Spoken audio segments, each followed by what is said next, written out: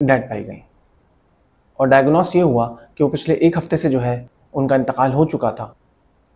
तो बेसिकली इसी हवाले से जो है मैं एक छोटी सी बात करना चाहूँगा। ये जो टॉपिक है मुझे लगा कि इसके ऊपर बात करनी चाहिए, मुझे ऐसा फील हुआ, मुझे ऐसा महसूस हुआ कि इसके ऊपर जो है बात करना हमारे माशरे में बहुत ज़रूरी है।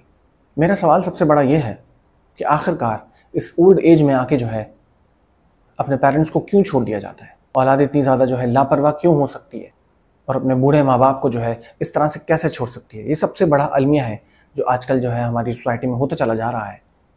पहले ये चीज़ें जो है ओल्ड एज होम्स जो है हमें वेस्टर्न कल्चर के अंदर ये चीज़ें नज़र आती थी, लेकिन अब जो है पाकिस्तानी कल्चर में भी जो है ये चीज़ें आहिस्ता आहिस्ता अडॉप्ट होती जा रही हैं और लोग जो है इसी तरफ ही जा रहे हैं।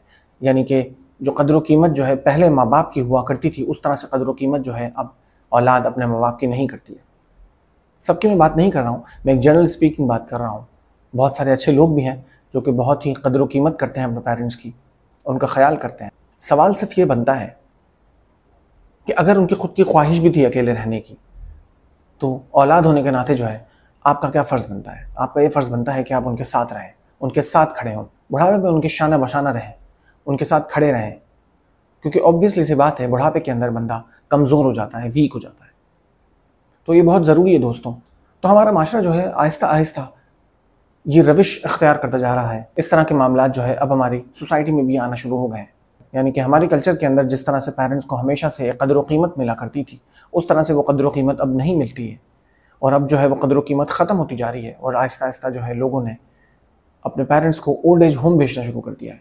मैं समझता हूँ कि बहुत बड़ा संगीन एक अलमिया है जिसके ऊपर जो है हमें बात करने की ज़रूरत है। उस चीज़ को समझने की ज़रूरत है कि माँ बाप जो है अल्लाह ताला की तरफ से एक इनाम है आपके लिए, हमारे लिए एक तोहफ़ा है, एक इनाम है।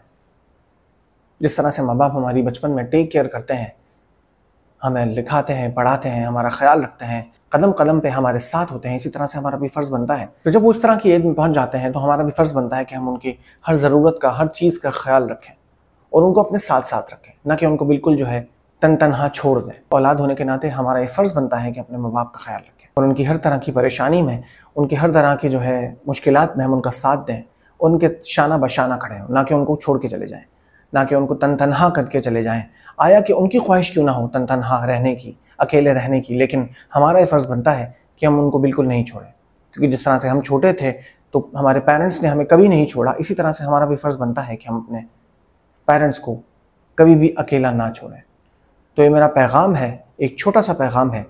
अगर मेरी ये बात अच्छी लगी हो आपको तो मेरी वीडियो को लाज़मी शेयर कीजिएगा। तो आखिरकार इतनी लापरवाही और कोताही क्यों?